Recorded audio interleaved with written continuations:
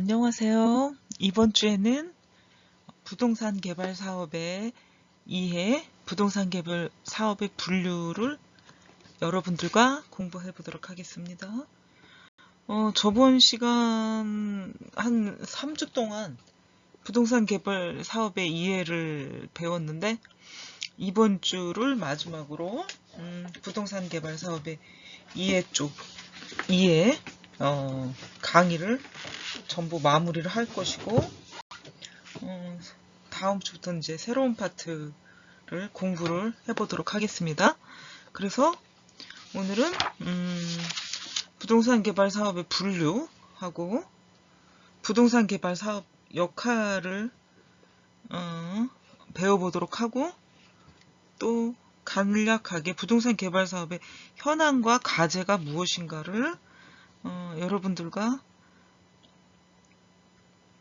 공부해 보도록 하겠습니다. 그럼 먼저 부동산 개발 사업의 분류를 보도록 하겠습니다.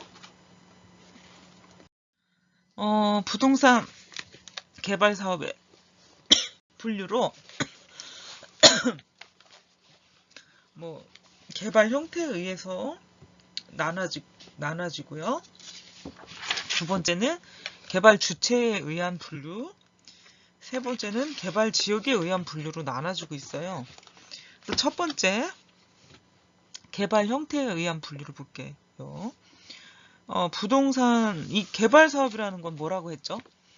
부동산 개발론, 그 다음에 부동산 개발이라는 거는 부동산을 효율적으로 이용하는 것이다. 그러면 효율적으로 이용하려면 어떻게 이용을 해야 되는 것인가 라는 문제가 있고요. 그 이용하려는 주체가 누구인가? 그럼 이 주체들은 어디에 있는, 어느 지역에 있는 부동산을 이용할 것인가? 이런 것들에 대해서 고민하고 연구하는 게 이제 부동산 개발론이다라고 얘기를 했었고 이미 여러분들과 공부한 적이 있어요. 그런데 개발 형태를 분류하는 데 있어서도 마찬가지라는 거죠. 이런 기본적인 부동산 개발론의 개념들 아니면 이런 기본 논리들을 알고 개발 형태에 임한다는 거죠. 개발업자들이요. 예, 그래서 개발 형태가 이제 어떻게 되느냐에 따라 어떤 이용이 가능한지를 알아볼 수가 있겠습니다. 그러면 개발 형태에 의한 분류 두 가지가 있어요. 신개발 사업과 재개발 사업. 그럼 신개발 사업은 기존의 용도를 새로운 용도로 전환하는 거. 용도를 바꾼다. 용도를 전환한다. 이게 새로운 개발 사업이 되겠고, 이런 게 간척 사업, 도시 개발 사업, 형질 변경 사업, 대지 조성 사업, 택지 조성 사업, 시가지 조성 사업, 관광단지 조성 사업, 신도시 개발 사업, SOC 사업. 이런 것들이 이제 신개발 사업이다 얘기를 할 수가 있죠. 여기에 또 한 가지 더 한다면 간척 사업도 있겠고요. 매립 사업, 택지 농지, 임지 조성 사업, 건물 신축 사업들이 신개발 사업이다. 근데 이제 크게 봐선 도시 개발 사업들이 이런 게 여기 들어가고요. 형질 변경 사업, 형질을 변경해서 어떤 새로운 개발 사업을 하겠다 하는 게 이제 형질 변경 사업. 대지 조성 사업은 임지 조성 사업, 택지 농지 조성 사업 구체적으로 얘기하면요. 그리고 택지 조성 사업도 있고요. 두 번째 재개발 사업인데 기존에 조성된 그 부동산의 효율성이 굉장히 낙후되었다고 판단이 되거나 그 부동산을 다시 개발해서 어떤 효율성을 높이자 이런 의미에서 이제 재개발 사업을 하게 되는데요. 도심 재개발 사업, 공장 재개발 사업, 주택 개량 개발 사업, 주거 환경 개선 사업. 이래서 재건축도 있고요. 재개발도 있고, 주택 개량, 주거 환경 개선 사업에는 재건축, 재개발, 건축물, 뭐 개축 사업 이런 것들도 재개발 사업이다라고 볼 수가 있겠습니다. 그리고 개발 형태에 의한 분류를 하면 두 가지가 있는데 신개발 사업과 재개발 사업. 신개발 사업은 기존 용도를 새로운 용도로 전환해가지고 개발 사업을 하는 겁니다. 그럼 형질 변경도 해야 되고 대지 조성 사업, 택지 조성 사업, SOC 사업. 뭐 재개발은 재건축, 재개발, 그 다음에 주거환경 정비 사업, 도심지 개발 사업 이런 것들을 얘기하고 있습니다. 그리고 개발 형태에 의한 분류인데 신개발과 재개발은 지금 했고요. 토지 관련 개발 사업들 한번 볼게요. 토지 관련 개발 사업, 매립, 용도 변경, 지역, 지구 지정 등 토지의 이용 목적을 변경한다. 뭐 형질 변경이라고 그랬죠. 아니면 지역 지구 변경은 어떤 목적을 변경하는 거잖아요. 이용 목적. 그래서 국계법에 관한 법을 저촉을 받게 되는데 수도권들은요. 수도권 정비계획법 등에 의해서 이제 변경이 된다. 국토계획 및 이용에 관한 법률로 하고요. 수도권 정비계획법 등에 의해서 변경이 가능하다. 우리가 국계법이라고 하죠. 국토계획 및 이용에 관한 법률, 수도권 정비계획법 배웠죠 이미. 부동산에서 어떤 기초 이론, 그다음에 이 앞전 시간에도 배웠을 거라 생각을 해요. 앞전 시간에. 근데 공법적인 문제인데 건축을 하게 되면 법에 저촉받는 내용들이 많고 전체적인 법 체계에 대해서 우리가 큰 틀에서 배운 적이 있어요. 그래서 국계법이 가장 상위법이다. 그 아래 수도권 정비계획법도 있고요. 이렇게 나눠지고 있는데 다 이런 것들의 법률에 의해서 변경이 가능하다. 그럼 아까 신개발 사업과 재개발 사업 두 가지가 있었다고 했어요.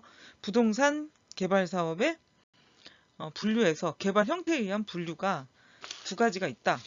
그게 신개발과 재개발 사업인데 이것들은 다 토지 관련 개발 사업이 되는 거죠. 결국엔 도시 개발 사업 한 번 더 이제 복습 차원에서 얘기하는데 신개발 사업은 도시 개발 사업, 형질 변경 사업, 대지 및 택지 조성 사업, 시가지 조성 사업, 관광단지 조성 사업, 신도시 개발 사업 등이 있습니다.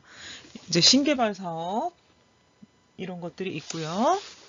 재개발 사업은 도심지 재개발 사업, 공장 재개발 사업, 주택 개량 재개발 사업, 주거 환경 개선 사업 등이 있는데 요거는 국계법과 수도권 정비 계획에 의해서 이 법에 의해서 변경이 가능하고요. 이 신개발과 재개발 사업은 토지 관련 개발 사업이다. 라고 보실 수 있겠습니다. 그래서 이 국계법과 수도권 정비계획법에 의해서 변경이 가능하다. 형질 변경 얘기하겠죠.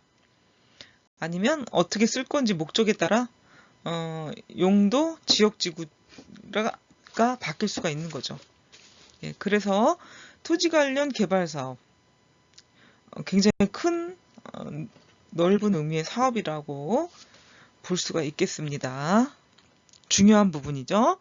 잘 알아두시면 굉장히 유익하다고 생각이 드네요. 또한 건축 관련 개발 사업이 있어요. 건축은 뭡니까? 아까 토지 관련 개발 사업이 먼저 선행이 돼야 되고 그 토지 관련 개발 사업 아니면 토지와 관련된 개발 사업에 대한 인허가나 어떤 법률적인 것이 해결이 돼야지 그 대지 위에다 아니면 토지 위에다 건축물을 지을 수 있는 거잖아요. 그래서 여기 보시면 토지 개발 사업에 의해서 조성된 용도 범위에서 건축을 할 수가 있다. 건축이 가능하다. 그래서 기존 건물에다가 재건축을 한다든가 리모델링을 한다든가 리노베이션을 해서 효율성 증대를 시키고요. 수익성도 늘리는 게 건축 관련 개발 사업이 되겠습니다. 건축 관련 개발 사업은 건축법하고 주택법에 의해서 개발과 건축이 가능합니다. 건축법이 있고요. 주택법이 있습니다. 그래서 이런 법에 의해서 개발이 가능하다. 그래서 신개발 사업은 어떤 게 있나? 건축 관련 개발 사업은 건축 관련 개발 사업 중 재개발 사업은 어떤 게 있나? 보면은요. 건축 관련 개발 사업 중에 신개발 사업은 주택을 건축할 수가 있어요. 단독이나 공동주택, 또 상가를 지을 수가 있는데 근생이나 판매시설 등을 지을 수가 있고요. 업무시설을 지을 수가 있어요. 오피스 빌딩이나 오피스, 사무용, 업무시설, 업무빌딩, 그 다음에 오피스텔. 오피스텔은 업무용이냐, 사무실용이냐에 따라 이제 구분을 해줄 수가 있는 거죠. 주택이냐, 오피스냐, 이렇게. 그다음 스포츠, 레저 시설, 관광, 숙박 시설, 노인들을 위한 노인 시설들이 있고요. 또 청소년들의 이용할 수 있는 청소년 시설, 유기시설 등이 신개발 사업에 들어가고 있어요. 또한 건축 관련 개발 사업에서 재개발 사업은 어떤 거냐? 단독주택을 재건축할 수 있는 거. 그 다음에 리모델링 사업, 리노베이션 사업, 공동주택의 재건축인데 그 공동주택이라는 거는 단독처럼 뭐 한 세대가 아니죠. 아파트, 다세대나 연립을 이제 공동주택이라고 얘기를 하는데 이렇게 공동주택 재건축을 할 수가 있다. 그래서 건축 관련 개발 사업과 토지 관련 개발 사업은 내용적으로 확연히 다르고 먼저 선행이 돼야 될 거는 토지 개발 사업에 의해서 되는 게 건축 관련 개발 사업이다. 토지 개발 사업에 의해서 조성된 토지의 용도를 가지고 건축 관련 개발 사업을 할 수가 있는 거죠. 먼저 선행이 돼야 되는 게 토지 관련 개발 사업이다 라고 알아두시면 되겠습니다. 다음 두 번째, 개발 주체에 의한 분류가 되겠다. 개발 주체가 누구냐에 따라서 개발 사업을 나눠 놓은 거, 아니면 개발 사업을 분류해 놓은 게 개발 주체가 누구냐라고 볼 수가 있겠죠. 개발 주체가 누구냐에 따라 달라질 수가 있는 거죠. 그래서 이제 구분을 할 수가 있는데요. 제1섹터, 제2섹터, 제3섹터라고 얘기를 하고요. 제4섹터, 제5섹터, 아니면 이걸 다 믹스한 합동개발이 있습니다. 볼게요. 그래서 사업의 종류는 1섹터는 공공개발이 되고요. 사업 주체는 정부, 지방자치단체, 공공법인, 특수법인, 정부 투자법인. 그럼 제 1섹터에서 하는 공공개발 사업은 어떤 게 될까? 사업 내용을 한번 볼게요. SOC 사업인데 사회 간접 시설이죠. 이런 게. 철도, 다리, 도로 뭐 이런 것들을 얘기하는 건데 사회 간접 시설 SOC, 사회 간접 시설 사업, 그다음에 택지 개발 사업. 택지 개발 사업은 아까 얘기했듯이 토지 개발 사업을 얘기하는 건데 뭐 도심 재개발 사업, 개발 사업, 형질 변경 사업, 대지 조성 사업, 택지 조성 사업 이런 것들이 이제 토지 조성 사업이 되겠죠. 근데 이 중에서 택지 개발은 주택을 짓기 위한 토지를 개발하는 사업이 되겠죠. 간척 사업이죠. 간척 사업. 간척 사업은 바다에 땅을 메꾼다든가 아니면 뭐 간척지 개발을 한다든가 이런 것들은 개인이 하기가 힘드니까 공공에서 공공개발 사업으로 하게 됐고요. 시가지 조성 사업도 마찬가지죠. 개인이 할 수 있는 이런 공공적인 부분들이 없어요. 공공이 해야 될 부분들과 개인이나 민간에서 해야 될 부분들이 있기 때문에 이 부분은 이제 공공개발사업, 시가지 조성사업이 되겠고요. 도시개발사업, 도시재개발사업 이런 게 이제 공공에서 할 사업 내용이 되겠습니다. 제2섹터를 보도록 하겠습니다. 민간개발사업이라고 해요. 공공과 민간이라고 얘기하죠. 그래서 일반 법인, 개인이나 단체 그래서 이런 데서는 어떤 사업을 하나? 주택 사업을 하고요. 상가를 짓기도 하고 오피스도 짓고요. 민간 수익 사업을 하게 됩니다. 그래서 제1섹터와 2섹터는 이제 구분할 수 있겠고요. 여러분들이 제3섹터를 볼게요. 민간 합동 개발 방식. 그러니까 민간과 공공 법인이 합동으로 개발을 해요.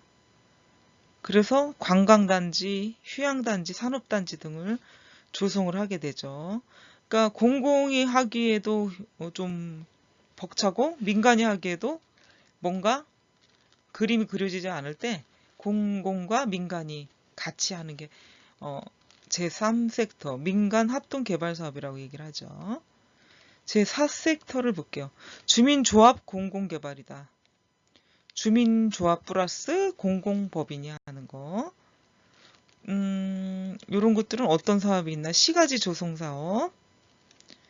그 다음에 제5섹터 주민조합 민간개발입니다. 주민조합 플러스 민간법인, 뭐 리조트 등 이런 것들이 있고요. 합동개발 있어요. 주민조합, 공공법인, 민간법인. 도시개발이 되겠죠. 그래서 1섹터에서 5섹터까지 구분을 할 수가 있고요. 사업 종류에 따라서 6개 개발이 있어요. 그리고 그 주체들은 누구냐? 그러면 1섹터부터 합동개발까지의 사업 내용들은 어떤 거냐? 해서 이 개발 주체에 의한 분류를 여러분들하고 봤고요.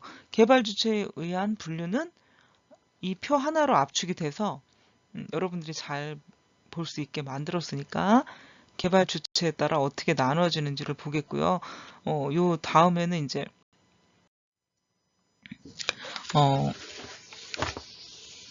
조금 더 그림으로 어떻게 서로 연결이 돼 있나 한번 보면은 제1섹터가 있고요. 공공개발, 정부, 지방자치단체, 정부투자기관.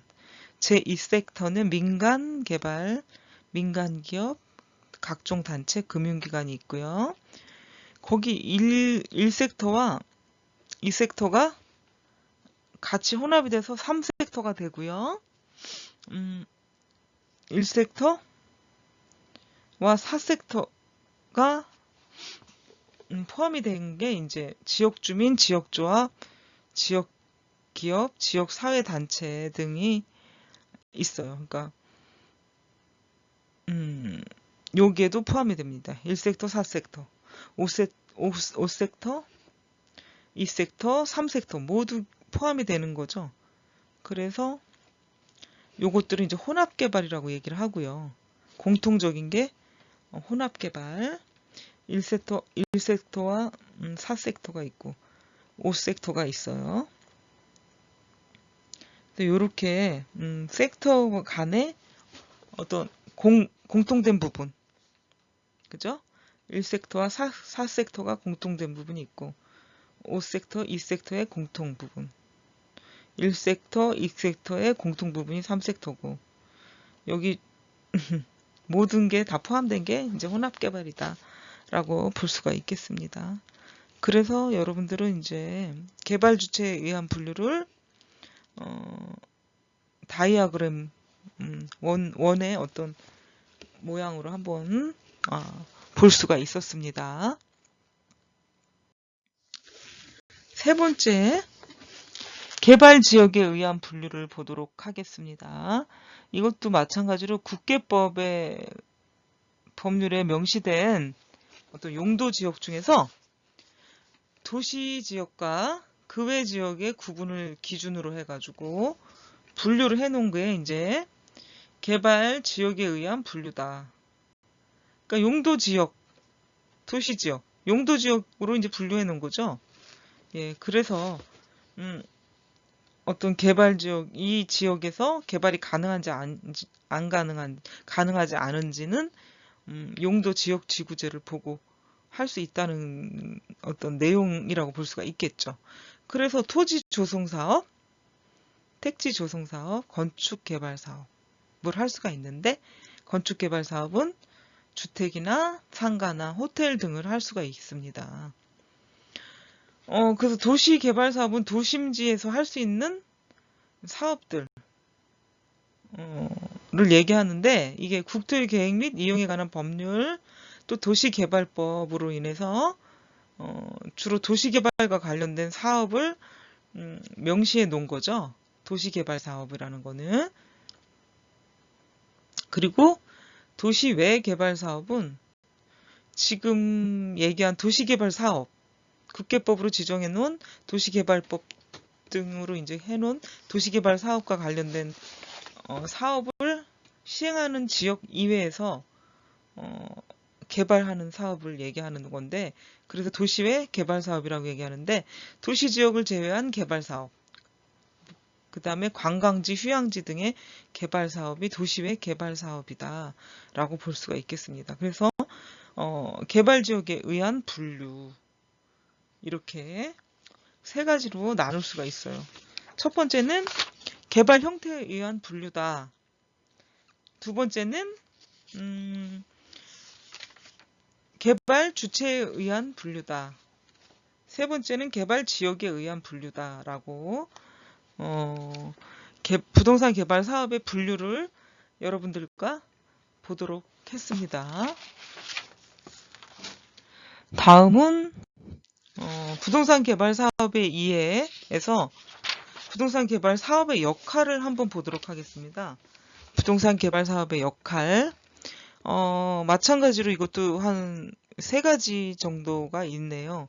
국민 경제적인 측면, 국토 이용 및 개발의 촉진을 위해서 부동산 개발 사업의 역할이 필요하다. 세 번째는 사유재산 및 사유재산을 효율적으로 활용하는 측면에서의 부동산 개발 사업의 역할이 필요하다. 그래서 부동산 개발 사업의 역할은 국민 경제적인 측면, 국토 이용 및 개발의 촉진, 사유재산을 효율적으로 활용을 하자라는 측면으로 볼 수가 있겠습니다. 그래서 첫 번째 국민 경제적인 측면을 보도록 하겠습니다. 큰 대명제는 국토의 효율적 이용이라는 명제가 있고요. 측면이 있고, 부동산 자산 가치를 극대화시키고요. 국민 경제적 측면에서는 부동산이라는 게 어떤 부동산의 특성 때문에 부중성 더 늘어납니까? 증가가 됩니까? 안 됩니까? 증가가 안 되는 게 이제 부중성이라고 얘기하는 거죠. 부동산의 부중성이 있어요. 그래서 부동성이라는 특성과 관련해서 볼 수가 있다. 늘어나지도 않고 움직이지도 않는 게 부동산의 어떤 특성인데, 국민 경제적인 측면에서 이런 특성과도 관련해서 볼 수가 있고, 부동산 시장의 불안전성 때문에 어떤 소유할 때 가격과 유통의 어떤 왜곡 현상을 가져올 수밖에 없다. 그래서 국민 경제에 비정상적인 영향을 미친다. 구조를 형성할 수밖에 없다. 라는 거를 이제 국민 경제적인 측면에서 얘기를 하고요. 인플레이션에 의해서 급격한 가격 변동을 가져오고요. 또 목적과 이용이 전혀 다를 수가 있다는 거야. 그래서 비효율적인 소유의 구조를 가져오기도 한다는 거죠. 소유를 하는데 거주의 목적이 아니다. 투자의 목적이다. 투기의 목적이다. 뭐 여러 가지 목적이 있을 수가 있는 거죠. 자산 아니면 증식의 목적이다. 뭐 여러 가지 이유가 있습니다. 그래서 인플레이션 때문에 부동산이 자꾸 오르기 때문에 이런 그 목적과 이용이 전혀 다른 비효율적인 소유 구조를 가져온다는 거죠.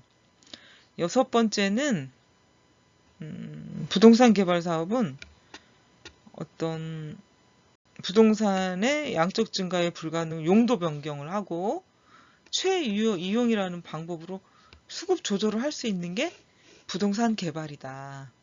한정된 그 토지에다가 용적률을 높인다, 건폐율을 높인다 하면은 수직 상승이 될 수가 있거든요. 아니면 면적이 더 넓혀지거나 위로 수직 상승의 높은 건물을 질 수가 있기 때문에 한정된 토지에다가 더 많은 이용을 할 수 있게 만드는 게 개발 사업이라고 볼 수가 있겠습니다. 그래서 그런 개발 사업의 어떤 측면 때문에 양적 증가, 최유효 이용이라는 얘기가 나오고요. 그래서 그런 방법으로 수급 조절을 하고요. 개발 효과를 극대화시키는 방법이다. 그리고 시장의 어떤 균형적인 수급 관계를 유지하는데 좋은 그 수단이 될 수가 있고, 또한 경제적인 효과를 모색하게 하는 방법이 부동산 개발 사업이 될 수가 있겠습니다. 여섯 번째를 얘기했고요. 다음 두 번째인데, 국토 이용 및 개발에 관한 촉진. 국토라는 거는 한정돼 있다. 부중성과 부동성 때문에 뭐 국민 경제적인 측면에도 영향을 미치지만 나라에서 정책을 만들어내는 거, 아니면 공공적인 목적과 공공의 이익을 위해서 국토 이용 개발 및 촉진, 그 국개법이라는 게 만들어진 거고, 그 법에 의해서 우리는 개발을 하고 움직이게 되는 거죠. 그래서 여기서는 이제 가장 큰 목적이 공익성이다. 이용 가치가 먼저 우선이 되고요. 소극적인 개발이 되겠죠. 부동산 개발업자들은 적극적인 개발을 한다면 공익성에 우선한다는 것은 소극적인 개발, 소극성. 국토 개발의 결과에 따라 토지 이용의 범위는 물론 지역성, 경제성 등이 달라지게 되고요. 긍정적인 효과가 있으면 뭐 부정적인 효과도 나타나게 된다는 거죠. 그러니까 누군가는 혜택을 본다면 누군가는 피해를 보는 님비, 핀비 현상이 생긴다는 거죠. 님비 현상, 핀비 현상. 긍정적인 효과는 균형적인 국토 개발을 위해서 원활한 수급 조절을 이루어지게 한다는 거. 부정적인 효과는 불로소득 확산. 소외 지역에서는 형평성에 어긋난다고 생각하면서 점점 더 소외가 되고, 저소득층은 어떤 소득의 불균형 때문에 더 불균형적인 삶을 살 수 있다는 거죠. 또 환경 파괴도 있을 수가 있고요. 그래서 긍정적인 효과와 부정적인 효과, 공공의 목적이라는 게 100% 충족시켜서 개발이 되는 게 아니다라는 거죠. 그래서 이런 것들을 간극을 좀 더 좁힐 수 있는 게 또 공공사업이나 아니면 정부, 지방자치단체에서 더 노력을 해서 이런 긍정과 부정의 간극을 좁힐 수 있는 게 좋은 정책이라고 볼 수가 있겠습니다. 세 번째는 사유재산을 효율적으로 활용한다는 측면이 있는데, 사유재산은 이제 개인의 어떤 재산들이기 때문에 사익에 우선이 돼야 되고요. 수익이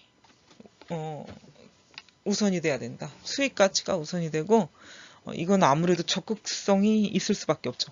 개인의 이익과 관련된 거기 때문에 개개인의 이익과 관련된 거기 때문에 적극성이 있다.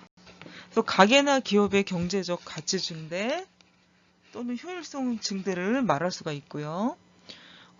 이렇게 만들어진 제도 하에서 개발 가능한 범위가 얼마나 되는지 이미 결정이 되죠. 제도, 법, 규율이라는 거에서 결정이 됩니다. 그래서 이거를 결정된 거를 어떻게 최대한 적용을 해서 개발을 잘해서 경제적 효용 가치를 크게 할 수 있는 게 이제 활용의 가능성을 극대화시키는 거죠. 그렇게 되면 자산 가치를 증대시키고요. 또한 부동산 개발에 따른 경제성과 유용성을 높이는 것이 되는 거죠. 그래서 사유재산의 효율적 활용은 부동산 개발을 함에 있어서 이미 정해진 법과 제도 하에서 얼마나 최대한 활용을 할 수 있나 하는 게 관건이 되겠습니다.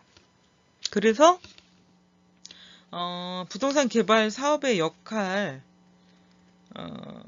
배웠는데 첫 번째는 국민 경제적인 측면, 국토 이용 및 개발의 측면, 세 번째는 사유재산을 효율적으로 활용하는 측면 해가지고 부동산 개발 사업의 역할을 여러분들과 공부해 보았고요.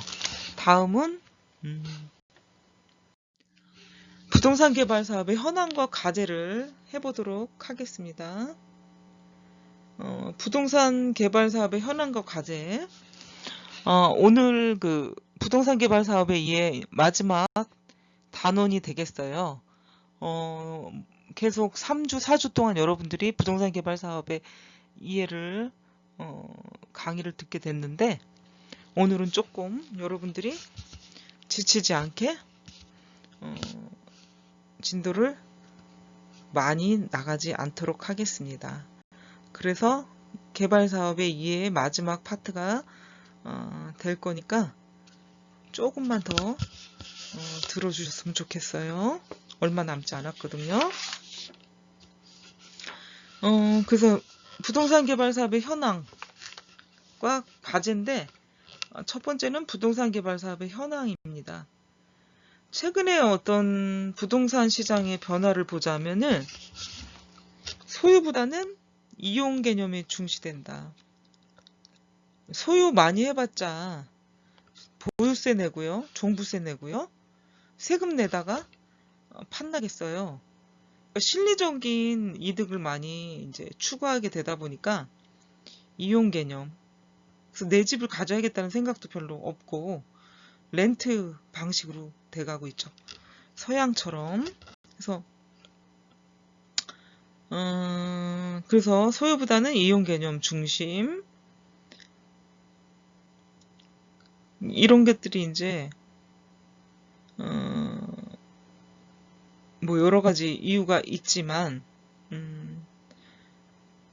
세금적인 문제, 그 다음에 집값이 너무 폭등해 버리니까 평생 집 한 채 구입하기가 이제 쉽지가 않게 된 거죠. 그러니까 경제적인, 사회적인 여건 변화가 이렇게 이제 부동산 시장의 변화를 가져오게 만든 거죠. 그래서 이제 정부도 국토개발 종합계획, 뭐 수도권 정비계획 이런 것들을 막 수립을 했지만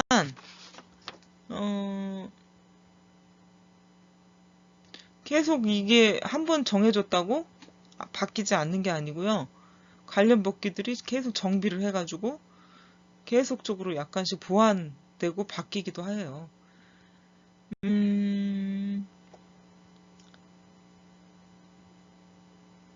그리고 이제 두 번째는 불필요한 보유와 거래에 대한 중과세, 뭐 처음에 일부 얘기했던 내용과 일맥상통한데요. 소유 자체가 부담으로 작용을 하는 시대가 왔다 라고 볼 수가 있겠습니다.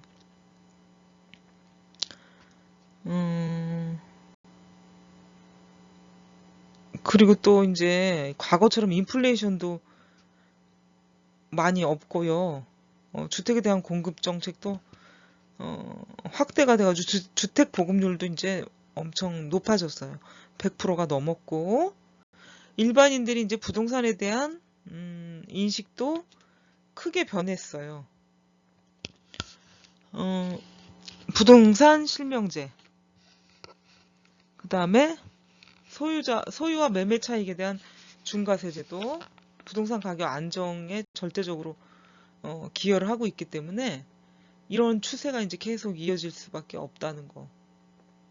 그리고 부동산에 대한 맹목적인 소유하고 매매 차익은 과거에 비해 가지고 이제 현재는 현저히 떨어지고 있고 떨어질 것으로 이제 예상을 하고 있어요.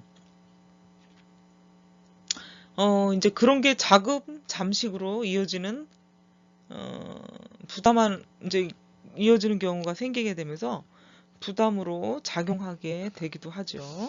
그러니까 실제로 우리나라는 IMF가 시작이 되고요.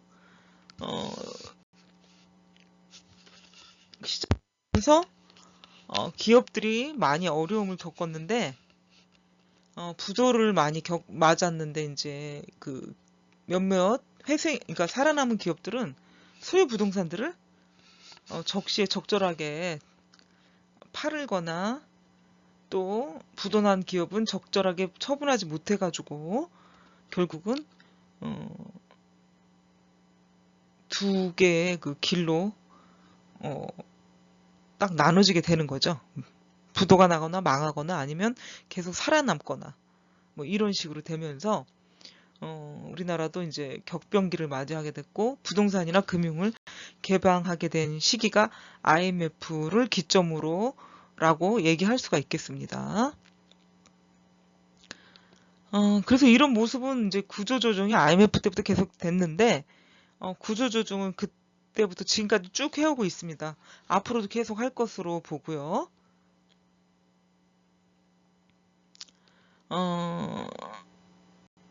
그래서 이렇게 어떻게 보면은 부동산에 대한 개념이 달라지면서 개발에 대한 시대가 본격적으로 왔을 수도 있어요. 그러니까 뭐 있는 땅이나 토지를 가지고 개발하는 게 아니라 이미 다 만들어진 부동산에 대한 어떤 개발, 리모델링, 재건축, 재개발 사업들 뭐 이런 것들을 더 얘기할 수가 있겠죠. 그래서 부동산 개발 사업은 다각적인 방법으로 대량의 규모로 그리고 수많은 사업자들이 활발하게 이제 뛰어들 것으로 예측이 되고요. 부동산이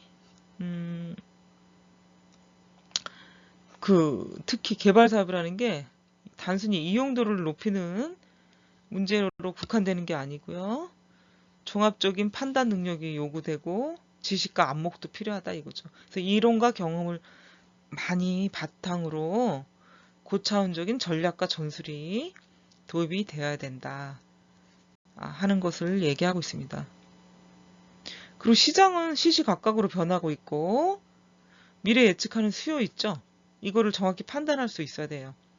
그러니까 경영학도 알아야 되고 회계도 알아야 되고 세무도 알아야 되고 공법적인 것도 알아야 되고 굉장히 종합적인 지식을 필요로 하는 게 부동산 개발 사업이라고 할 수가 있겠어요. 그리고 한번 실패하면 이를 만회하기가 힘들어요. 굉장히 고가의 상품이고 개발 사업에 드는 비용도 크기 때문에 더욱이 주의를 요하고요. 그리고 일부 기업들은 부동산 개발 사업을 전략적으로 추진하고 있기도 하고요. 어떤 새로운 그 부동산 전문 개발 회사들의 성장도 두드러지게 나타나고 있어요. 또 미국이나 일본도 부동산 개발 사업이 많은 부가가치를 창출하는 사업이라고 인식돼 왔고 또 그 영역도 광범위하게 확대되어 왔고요. 국가적인 차원의 개발 사업도 계속적으로 끊임없이 전개될 것이고 국토개발 사업이 몇 번의 수정을 거치는 경우는 있어도 중단되지는 않을 것이고 민간 부분의 부동산 개발이 확대가 되면서 국가와 공공단체, 민간이 공동으로 참여하는 제3섹터 개발 방법도 확대가 될 것으로 예상하고 있습니다. 그래서 부동산 개발 사업의 과제까지 제가 이제 앞서 설명을 드린 것 같은데 한 번 더 되짚어보고 끝내도록 하겠습니다. 부동산 개발 사업의 과제는 시시각각으로 변하는 시장 구조와 여건에 대응할 수가 있어야 된다. 가장 중요한 미래에 대한 예측과 수요 판단 능력이 있어야 되고요. 부동산 개발 영역의 확대, 부동산 개발의 시대가 도래했다. 그래서 부동산 개발과 관련해서 부동산 거래, 부동산 금융, 부동산 평가, 부동산 컨설팅, 부동산 관리, 부동산 서비스 등의 분야가 확대되고 성장할 것으로 보이고요. 상호 서로 유기적인 관계가 형성이 될 수밖에 없습니다. 그래서 부동산 개발은 종합예술이라고 하죠. 종합예술이다 라고 볼 수가 있겠습니다. 그래서 오늘은 여러분들과 부동산 개발 사업에 의해 부동산 개발 사업의 현황과 과제까지 수업을 해보았습니다. 여러분 수고하셨습니다.